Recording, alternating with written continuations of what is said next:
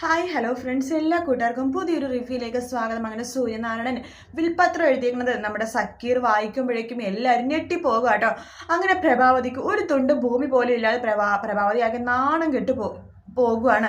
ആ സമയത്ത് പ്രഭ ഇങ്ങനെ പതുക്കെ കണ്ണൊക്കെ ഇങ്ങനെ നിറയുന്നുണ്ട് കേട്ടോ. വക്കീൽ ചോദിക്കണ്ടേ ഇനി എന്താ സൂര്യ സാർ ചെയ്യേണ്ടതെന്ന് ചോദിക്കുമ്പോൾ ഇനി ഇതിന്റെ കോപ്പി ആർക്കെങ്കിലും വേണമെങ്കിൽ എടുത്തു കൊടുത്തു വക്കീല്, അവരൊക്കെ വായിച്ച് ശരിക്കും മനസ്സിലാക്കണമെങ്കിൽ മനസ്സിലാക്കട്ടെ എന്ന് പറയുമ്പോൾ അജയ്ക്ക് അപർണക്കും ദേഷ്യം വരാണ്. അവരവിടെ നിന്ന് ഇറങ്ങി പോകുവാണ്. കൂടെ മുത്തശ്ശിയും പോകുന്നുണ്ട്, പ്രഭാവതിയും പോകുന്നുണ്ട്, ബാക്കി എല്ലാവരും അവിടെ തന്നെ ഉണ്ട് കേട്ടോ. അമൃതയും അമലും അല്ല നമ്മുടെ അബിയുടെയും ജാനകിയുടെ അടുത്ത് തന്നെ നിൽക്കുന്നുണ്ട്.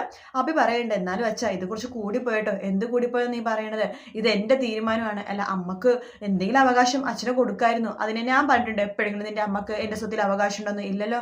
അല്ല, മുത്തശ്ശി അങ്ങനെ പറഞ്ഞിട്ടുണ്ട്. ആ മുത്തശ്ശി അങ്ങനെ പറഞ്ഞിട്ടുണ്ടെങ്കിൽ അത് അമ്മയുടെ അകത്ത് പോയി ചോദിക്കണം, അവരുടെ എൻ്റെ അടുത്തല്ല ചോദിച്ചു വരേണ്ടത് എന്നൊക്കെ സൂര്യ പറയുക കേട്ടോ. അതിനുശേഷമാണെന്നുണ്ടെങ്കിൽ നമ്മുടെ പ്രഭാവതിയൊക്കെ ഇങ്ങനെ കരഞ്ഞുകൊണ്ട് അവിടെ നിന്ന് അപ്പം തന്നെ ഹോസ്പിറ്റലിൽ വിടുവാണ്. നമ്മുടെ അപർണ അപ്പം തന്നെ തമ്പിനെ വിളിച്ച് കാര്യം പറയുന്നുണ്ട്. ചതിച്ചലോടി മോളെ, ആ സൂര്യ ഇങ്ങനത്തെ ഒരു ദ്രോഹം ചെയ്യുമെന്ന് അറിഞ്ഞില്ലല്ലോ. ആ അറിയണമായിരുന്നു. അച്ഛൻ സൂര്യ സ്വത്തുക്കളൊക്കെ എഴുതി വെച്ചെന്ന് പറഞ്ഞപ്പോഴേ അത് ആരുടെ പേരിലാണ് എങ്ങനെയാണെന്നൊക്കെ അച്ഛൻ അറിയാൻ ശ്രമിക്കണമായിരുന്നു. എന്നാലും 3 എസ്റ്റേറ്റിന്റെ പേരിൽ ഇത്രയും പ്രശ്നങ്ങളൊക്കെ ഉണ്ടാകുമ്പോൾ അയാൾ ഒരിക്കലും ജാനകിയുടെ അബിയുടെയും പേരിൽ സ്വത്തുക്കളൊന്നും എഴുതി വെക്കില്ലെന്ന് തന്നെയാണ് ഞാൻ വിചാരിച്ചത്. ശരിക്കും പറഞ്ഞത് അമലിന് അവകാശപ്പെട്ടതാണല്ലോ. അച്ഛ, അതൊക്കെയാണ് അയാളുടെ കളി എന്ന് പറഞ്ഞത്. കണ്ടില്ലേ ഇപ്പൊ അച്ഛൻ എന്താ ചെയ്യാൻ പറ്റും? അത് മാത്രം എനിക്ക് അറിഞ്ഞാൽ മതി, ഞാൻ നോക്കട്ടെ എന്ന് പറഞ്ഞിട്ട് നമ്മുടെ തമ്പി ഫോൺ വെക്കണം. അപ്പൊ ഭാര്യ വന്ന് ചോദിക്കണ്ടേ എന്താന്ന് ചോദിക്കുമ്പോഴേക്കും ചതി പറ്റി, എല്ലാം കൊണ്ടും ചതി പറ്റി എന്നൊക്കെ പറഞ്ഞിട്ട് ആകെ തലക്ക് കൈപിടിച്ചിരിക്കാണ്ട് പറയുന്നുണ്ട്. സൂര്യ ചാവാനായിട്ട് ഞാൻ ഇതുവരെ പ്രാർത്ഥിച്ചുകൊണ്ടിരുന്നത്. പക്ഷെ ഇപ്പൊ ഞാൻ പ്രാർത്ഥിക്കണം സൂര്യ ജീവനോടെ വേണം, എങ്കിൽ മാത്രമേ ഞാൻ വിചാരിച്ച പോലെ തന്നെ കാര്യങ്ങളൊക്കെ നടക്കുള്ളൂ എന്ന് തമ്പി ഭാര്യ എടുത്ത് പറയുന്നുണ്ട്.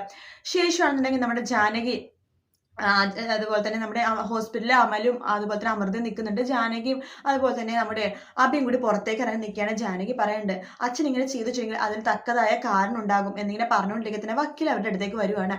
ആ സമയത്ത് അബി പറയണ്ട, എന്റെ വക്കീലെങ്കിൽ ഒരു വാക്ക് എന്നോട് പറയായിരുന്നു, അച്ഛൻ എന്റെയും ജാനകിയുടെ പേരിലാണ് വീട് എഴുതി വെച്ചെന്ന് പറഞ്ഞിട്ട്.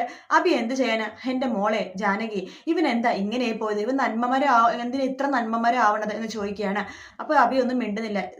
പറയുന്നുണ്ട് വക്കീലെ, ഞാൻ അതായത് ശ്രീരാമ ചക്രവർത്തിയൊന്നും അല്ല, പക്ഷെ എനിക്ക് ഒരു ആഗ്രഹമുണ്ട് എന്റെ അനിയന്മാരെല്ലാം എന്റെ കൂടെ നിൽക്കണമെന്ന്. അതെ, അനിയന്മാരും കൂടി ആലോചിക്കണമല്ലോ എന്നിങ്ങനെ പറയാണ്. കൂടെപ്പറപ്പുകളും ആ വിചാരം വേണമല്ലോ എന്ന് പറയാണ്.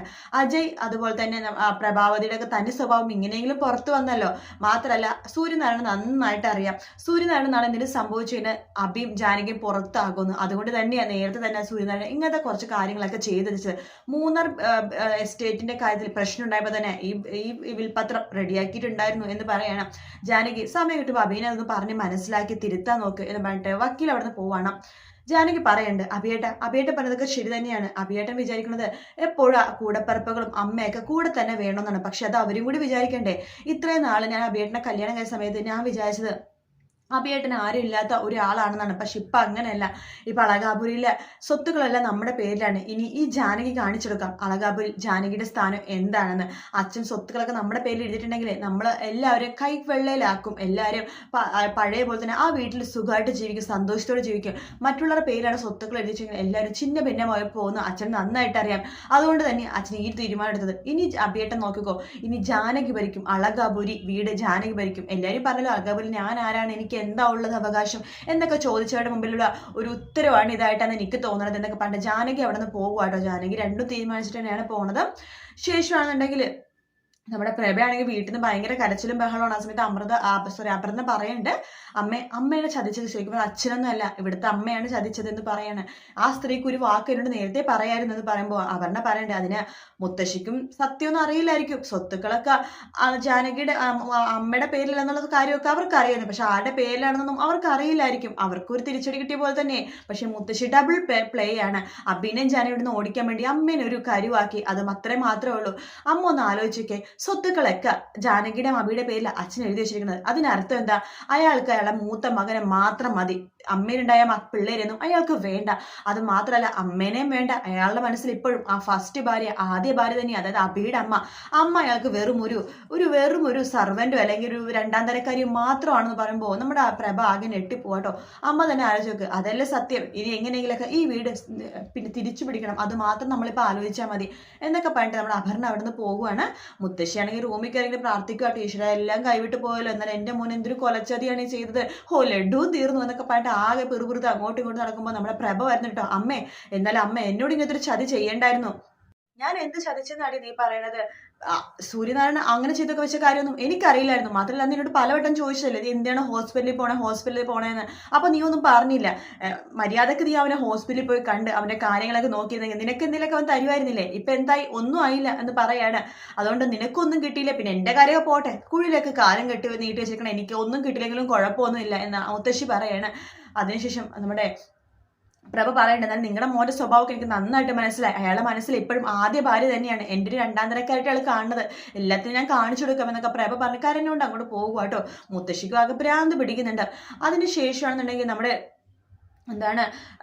ഈ ഇന്നലത്തെ എപ്പിസോഡിൽ പ്രത്യേകം പറഞ്ഞിട്ടുണ്ടായിരുന്നു, സൂര്യ നമ്മുടെ ജാനകീനെ അഭി സ്നേഹിക്കുന്നുണ്ടെന്ന് പറഞ്ഞപ്പോൾ കല്യാണം നടത്താൻ മുന്നോട്ടുന്നത് സൂര്യനാരായണനാണ്. കാരണം വെച്ചാൽ ഒരു കാരണം ഉണ്ടെന്ന് നമ്മുടെ സൂര്യനാരായണൻ ഇന്നലത്തെ എപ്പിസോഡിൽ പറഞ്ഞിട്ടുണ്ടായിരുന്നു. മാത്രമല്ല ജാനകിയാണ് അപർണനെ കൊണ്ടിട്ട് വീട്ടിലെ മരുമകളായിട്ട് കൊണ്ടുവരാം എന്ന് പറഞ്ഞത്.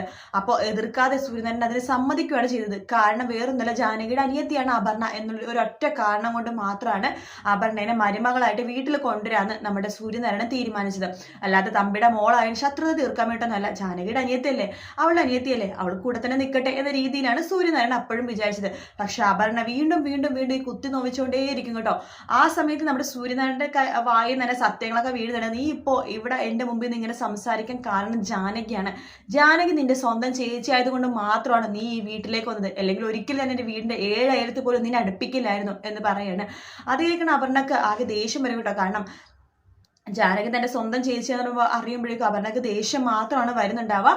പക്ഷെ അതിനുശേഷമാണെങ്കിൽ തമ്പി സത്യം പറയുമ്പോൾ അത് വലിയൊരു അഡ്വാൻറ്റേജ് ആയിട്ടാണ് എടുക്കാൻ പോണത്. കാരണം തന്റെ മോളുടെ പേര് മൂത്ത മോളാണല്ലോ, എന്തൊക്കെ പറഞ്ഞാലോ മൂത്ത മോള് ജാനകി ആകുമ്പോഴേക്കും അതിൽ സ്വത്തുക്കളുടെ അവകാശം തനിക്കും ഉണ്ടല്ലോ എന്ന രീതിയിലായിരിക്കും തമ്പി വിചാരിക്കണത്. ഈ സത്യങ്ങളൊന്നും നമ്മുടെ സൂര്യനാരായണൻ പറയാത്തതിന് കാരണം തമ്പി അവിടെ വന്ന് വിലസൊന്ന് സൂര്യനെ നന്നായിട്ട് അറിയാം. അതുകൊണ്ട് തന്നെയാണ്. കാരണം വെച്ചാൽ തമ്പിക്ക് ഇപ്പോഴുള്ള ഭാര്യയും മകളും പോയാലും കുഴപ്പമില്ല, തന്റെ മോള് ജാനകി ഉണ്ടല്ലോ, ജാനകിയുടെ പേരിലല്ലേ സ്വത്തുക്കള്. മാത്രമല്ല സൂര്യക്ക് ഏറ്റവും പ്രിയപ്പെട്ട മരുമകള് ജാനകിയാണെന്ന് തമ്പിക്ക് നന്നായിട്ട് അറിയാം. അതുകൊണ്ട് തമ്പി ജാനകിയായിട്ട് അടുക്കാനേ നോക്കുള്ളൂ. കള്ളസ്നേഹമോ കപടസ്നേഹമോ എന്തിനും കാണിച്ചിട്ട് ജാനകിയുടെ കൂടെ നിൽക്കാൻ വേണ്ടി ശ്രമിക്കും. അപ്പൊ ഇതൊന്നും ഇല്ലാതിരിക്കാൻ വേണ്ടിയിട്ട് ജാനകിനെ അയാളുടെ കുടുംബത്തിലേക്ക് പറിച്ചു കൊണ്ടുപോകാതിരിക്കാൻ വേണ്ടിയിട്ടാണ് സൂര്യ ഈ സത്യങ്ങളൊന്നും ആരോടും പറയാതിരുന്നട്ടോ. പക്ഷെ ഗതി കെട്ട് കഴിഞ്ഞാൽ സൂര്യ സത്യങ്ങളൊക്കെ പറയും. സത്യം പറഞ്ഞു കഴിഞ്ഞാൽ നമ്മുടെ അഭിക്ക് സംശയം ഉണ്ടെന്ന് മാത്രമേ ഉള്ളൂ. കറക്റ്റ് ആയിട്ട് ഇപ്പോഴും അറിയില്ലെന്നൊന്നും തമ്പിയുടെ മകളാണ് ജാനകിന്ന്. പക്ഷെ എന്തൊക്കെയോ അറിയാം. അതായത് ജാനകിയുടെ അച്ഛനും അമ്മയും ആരാന്നുള്ള സത്യം ഈ അച്ഛൻ അറിയാന്നുള്ള കാര്യം നമ്മുടെ അഭിക്കറിയാം. പക്ഷെ അത് ആരാണെന്ന് അഭിക്ക് അറിയില്ല കേട്ടോ. മാത്രമല്ല അതിനുള്ള ഉത്തരം തീർച്ചയായിട്ടും അഭി തന്നെ ജാനകി എടുത്ത് അടുത്ത് തന്നെ പറയുന്നുണ്ട്. എന്നാലും വീക്കെൻഡ് പ്രൊമോയിൽ ആ ഒരു ഭാഗമൊന്നും കാണിച്ചിട്ടില്ല.